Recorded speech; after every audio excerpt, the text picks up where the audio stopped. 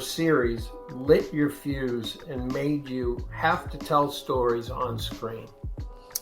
Well, I can't limit it to one, but I can definitely. There were a few early on. I used to where I used to go to see theaters was I grew up in Dobbs Ferry, and we had a little theater which is long gone now called the Pickwick, and they had often on Saturdays they had a double feature. My mom would drop me off. I wish I could remember how much it was, but I remember seeing Grease there, and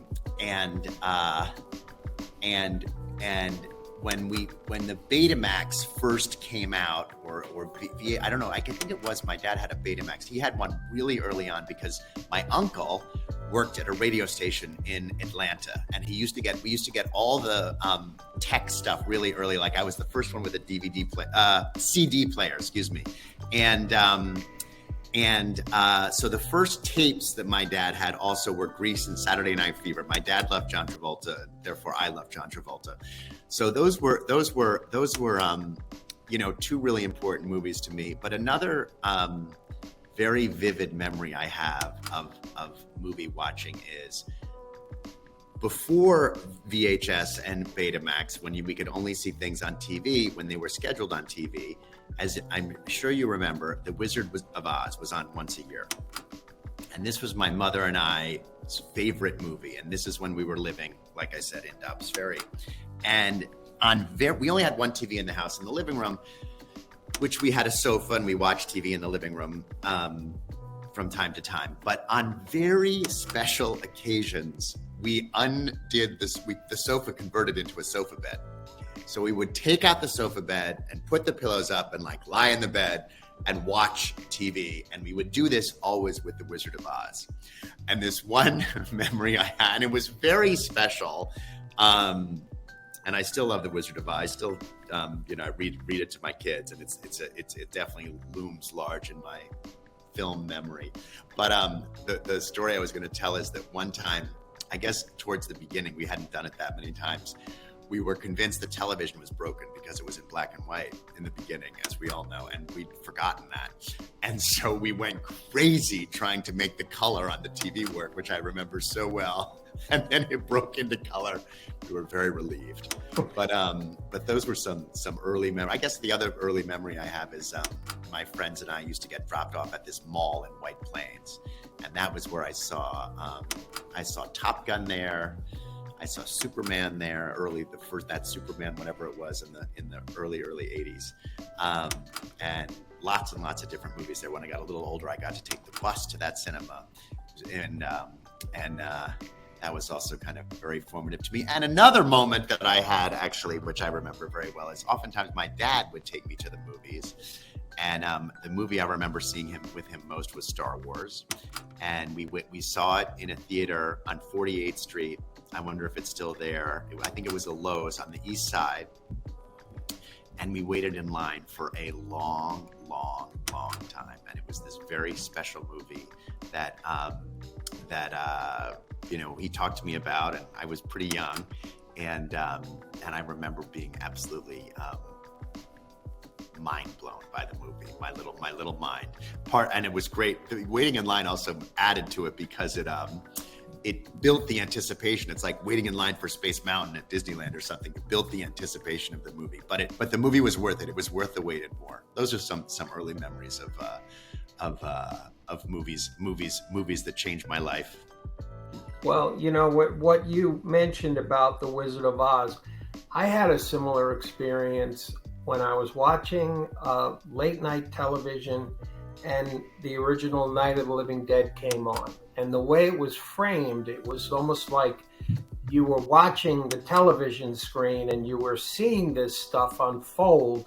And it was like, we don't know what's happening. We'll keep you in touch. And then, of course, it then, goes into this flesh-eating mayhem. How did you veer? Because the Touchstone films you mentioned are not genre, really. They're not horror movies. Yeah. How did you veer into this terrain? Not technically, I would say in spirit, they were what I really, really love and what I really have always responded to is independent movies that are like subversive and odd and kind of off the beaten path. And when I was towards the beginning of my career, I spent time in what is, classic Sundancey independent movies, and I was just so frustrated at how they were distributed. No one ever saw them. And so I was really like, this makes me sound more kind of prescient than I actually was at the time, but I was struggling with like, how do I feed my soul of independent movies and also my desire to do something different than my parents. Both were in the arts, and the audience, especially when I was young, for like contemporary art was very small. And I was always very focused on making things that would be seen or consumed by a wide audience. And the way I landed on horror is it's just the best way to make independent movies that are distributed broadly and seen by gazillions of people. And that's what I love about horror. And as long as I make movies, I'll be making horror movies for that reason. Well, now, were there genre movies in particular that, because you mentioned your parents were sort of in the art world, and so I wonder, first of all, how did they feel about you becoming one of the most renowned makers of horror films? Well, they're very proud of me for becoming one of the most renowned makers of horror films. I don't think so much. I don't think my parents really don't get the joy of that I get from horror movies, and they don't see most of the movies that I do. But I will say that my mother very much instilled in me. My mother and I really, really loved Halloween. My mother really loved, celebrating being different. I always had the best Halloween costumes of anybody else. We started making our costumes in August. They were always homemade, our costumes, and they were amazing. So she really, I was so many. I was Godzilla, but made with a paper mache mask and a felt thing and this huge snout. I was the abominable snowman once. I had this huge head like this. I was, there's that song, Bloody Bones is on the first step. And I was Bloody Bones. So I wore black and then I hung paper mache bones, which we painted white and dripped with blood. That was a great, great costume. I was a Frankenstein once, which was so cool. It was, obviously anyone could do that, but it was all homemade and it was amazing. And we had a parade, I'm sure like every school. And anyway, I was really into like, all the thing. I share a lot of DNA with horror fans, except I didn't grow up like horror fans did on horror movies, but I share a lot of DNA with them on all the other things that horror fans are into, which is basically celebrating being weird and different and into gross stuff. And I'm very, very into gross things, and I'm still into gross things, which is much to the delight of my 3 children. You patented this terrific formula for genre films where if the financial risk was at a certain degree, you would lean in hard and you would provide reward for filmmakers in upside. Now, as you were honing that formula that became Blumhouse, what movie, or maybe it was a series, did you watch that was so good it made you question if you belonged in this sandbox? 2 movies, There Will Be Blood and Moulin Rouge. And I saw both of them. There Will Be Blood I saw on the Upper East Side on the Lincoln, not Lincoln Center, the Cineplex. I think it's AMC across from Lincoln Center. And I saw Moulin Rouge. I was at the premiere at the Ziegfeld. They both felt like perfect movies to me. And I remember having a similar feeling about both the movies, which is like, I'll never be able to do something like this, but it's a great thing to aspire to. Like this is like another level of filmmaking. And for whatever reason, both of those movies, even what struck me about them was the most simple scene, or the scenes that didn't drive the plot forward or whatever. Everything, and by the way, maybe wrong, I don't know, but it seemed to me that everything was so brilliantly thought out. There was not one frame in either one of those movies that wasn't powerful, and they were inspiring and also very daunting. Well, you know, if I asked somebody who was not you, and we were talking about genre, they might be tempted to look at a movie like Get Out and say it opened up doors that just really it broadened the genre. It just, you know, and so I wonder if maybe there was a work of yours or approval from someone whose opinion that mattered to you that first gave you the confidence that in fact what you were doing did have a place, and that this was and you had camped in a worthy area of film. Yeah, well, I have a very specific memory about this, which I'll have for the rest of my life. I moved from New York to Los Angeles. I'm in 2000. I was 30 years old, and I moved in 2000. And I spent a good deal of 4 or 5 years. 4 or 5 years in LA, making these independent movies that I talked about earlier. That no one was really seeing, and most of them, with the exception of Hysterical Blindness, weren't terribly memorable. And I remember I lived on Bank Street in New York, and I kept my little apartment. I had a little walk-up apartment, a little tiny one-bedroom apartment on Bank Street. And I kept it when I was in LA, so I'd have a place to stay in New York. And I remember so specifically walking up the stairs to Bank Street. I don't know, it was 2005, 2006. I don't remember exactly the year, but I know I'd been in LA for a handful of years. And I remember thinking, I'm going to give this Hollywood LA life, I'm going to give it 6 more months. And then I'm going to move back to a city I feel more comfortable in, and a city where I'm happier, and,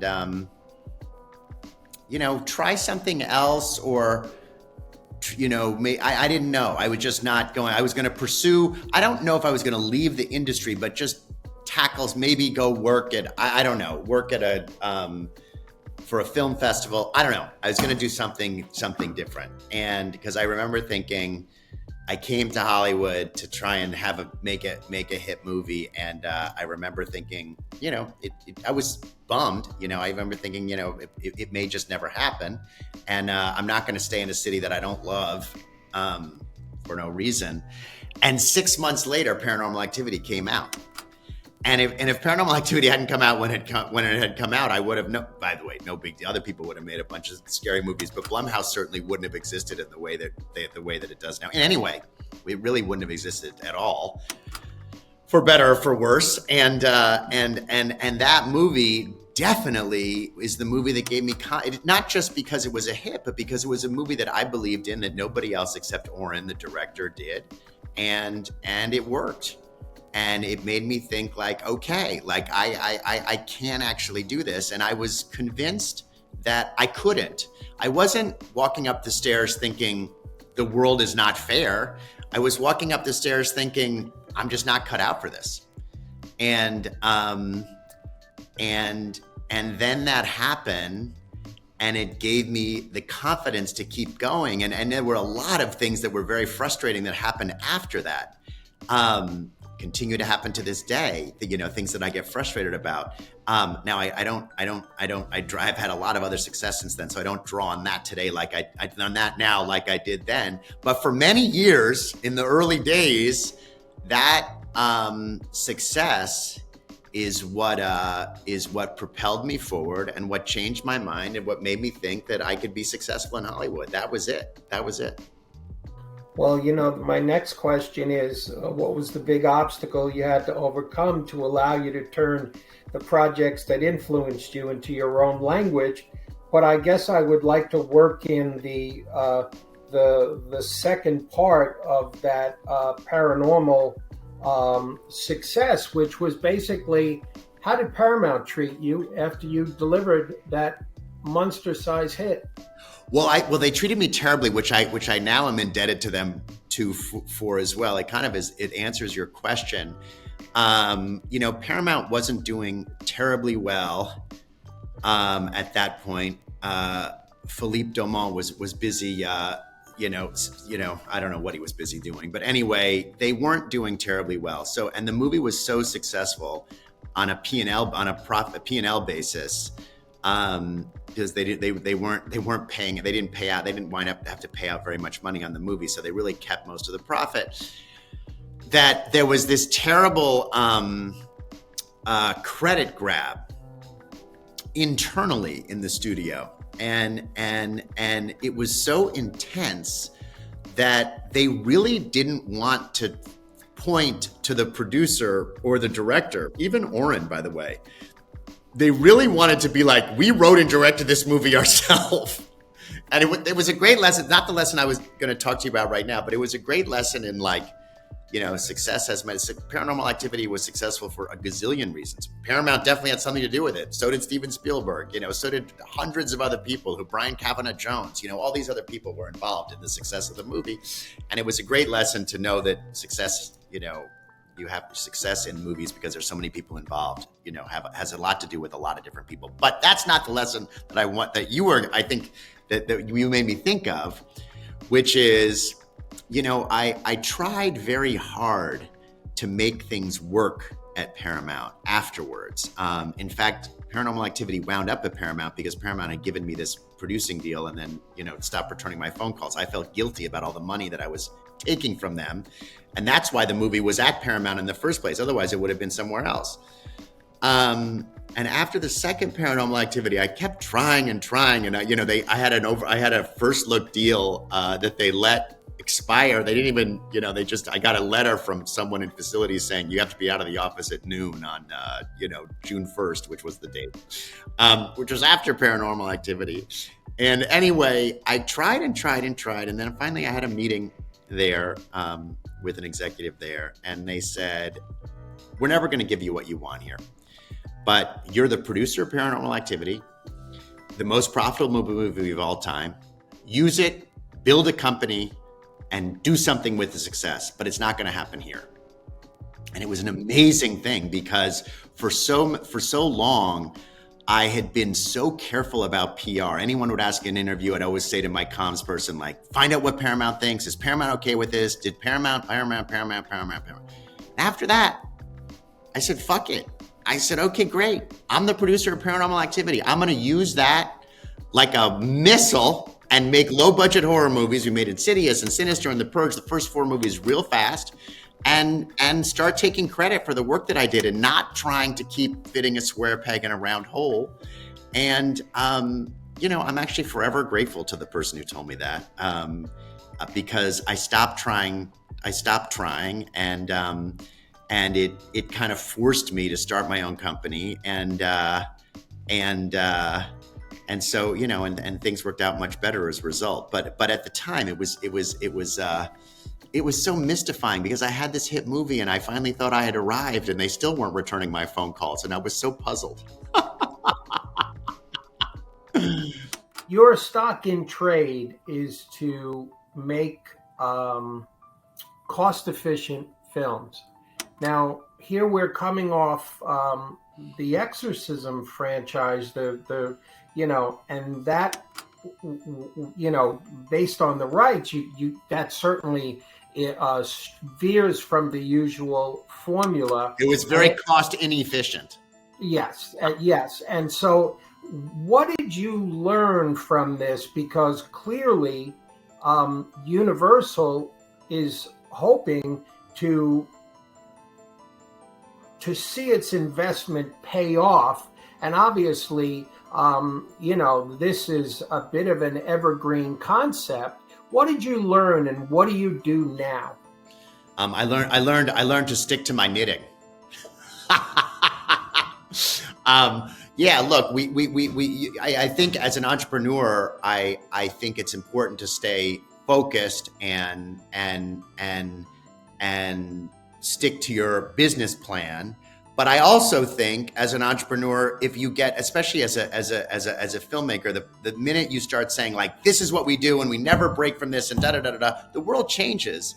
So my job running the company is to try and decide when you stick to the system you have that works and when you alter that system. And it was my decision that in the frothiness of the content frenzy that took place over the last few years and has now, come to a grinding halt. But at that time, there were these, wild deals taking place. I didn't own the rights to The Exorcist. And so when I went and talked to the Robinsons, this was in the air, and it's a route that they wanted to pursue, and I can't blame. I could have said, well, then I'm not going to do The Exorcist, but I really wanted to do The Exorcist, and so I did it. Just because I did it doesn't mean I don't. I think it's not a healthy way to make movies or TV shows. Everything that we've made, pretty much everything that we've made otherwise, has not been in that model. And financially, it's been terrific for the company, but it hasn't been. But I don't think when you make a financial deal with someone, to your point, if it's not terrific for both sides, it ain't sustainable. So happily, there are a lot of instances I can point to where my friends in Burbank have done extremely well on our work, and especially in earlier days. Extremely well in terms of revenue sharing and things like that. So I have a little political capital with them, or a little financial capital, and they've been incredibly generous with me about this movie and the deal that we made. And I will. I'm a good partner, and I'm going to make it up to them. So here we've got Five Nights at Freddy's. Great concept, and that feels like it's in the wheelhouse. So tell me what burned in you to want to tell that story. So I'm very excited about Five Nights at Freddy's. I had a war. One of the particular things I'm excited about is I had a war internally. Everyone started turning on me and didn't want to make the movie, and I said, "We're doing this." So it's great. I usually get to be proven wrong. I'm always making mistakes. So it's nice to be right for once. So I was excited about that. I love the IP. I love the mythology around what Five Nights at Freddy's is. It's a fantastic kind of jumping off point for a horror movie. The movie was initially with Warner Brothers, and I became aware of it then. This is 8 or 10 years ago. And the day the option was up, I had a tickler in my calendar, and I called Scott and his terrific attorney, a woman named Laura Magadoff, who's done amazing work with him over the 10 years of this, or 8 years that we've been working together. And we had to. It was really fun producing. It was really, really fun producing. We had to feel each other out. We had to get to know each other. Scott is I X'd the other day. He's really a genius, and he is really tapped into this in an extraordinary way. But he has never made a movie before. So we had to go through this really interesting process where this person who knows everything about this one thing wanted to change it into a different media. And we helped him do that. And I really got to use every tool in my toolbox. I think the younger version of me wouldn't have made it. We wouldn't have made it. We wouldn't have figured it out. But we really figured it out together. And I'm very, very proud of that. It was something that everyone said we weren't going to be able to do, and we did it. And soon everyone will see the movie. Is there a North Star? Is there a dream project? Something that exists and was done a long time ago, or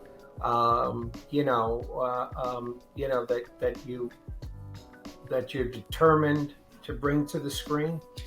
Well, there are a few movies that we've worked on for a long time. Famously, I've been working on this book, Stoner, which is a terrific book, which I've been working on for many, over 10 years now, and I'm still working on it. Someday I'm going to make it. I've been working for a long, long time on this incredible true story called Speck in the Sea, which is about lobster fishermen in Long Island. An amazing story, and eventually I mean, that's been 10 years now too. So those are two that we have internally. Externally, I've said, a bunch of times, I still am really interested in having a crack at Friday the 13th. I think I could do something incredible with that, and I don't know if I'll ever be able to negotiate the rights agreement, but if I could, I'd love to have a crack at that.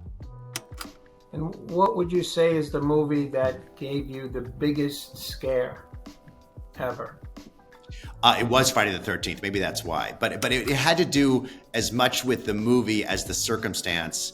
We had cousins who lived in Beverly Wood here, on Beverly Drive. I remember the address. And I spent a lot of time in LA when I was a kid during the summer. And actually during Christmas vacation and spring vacation, I would come with my dad and we would stay at my cousins, the Glicks. And they also had a VHS early on. And I don't know if I was VHS or if it was cable. They also had an early subscription to HBO, like one of the first. I don't think I'd seen HBO before, except they had it there. Anyway, my dad was out to dinner and I was at their house, in their den. And somehow Friday the 13th came on. Either I put the tape in or it was on TV. I don't remember. But it wasn't a good experience. I mean, it was really bad. Like, I should have stopped watching, and I was too young. I was alone. It was dark. They have a big glass door and like a little backyard with a pool there, and it was pitch black outside, and I was terrified. And I hated horror movies after that for like 3 years. I never saw a horror movie because I was so scared. And I was scared to go to bed. I was scared to be alone for a long time after that. And I'm sure that has a lot to do with the fact that I'm like dying to like conquer my childhood demons and remake Friday the 13th. But that movie just terrified me.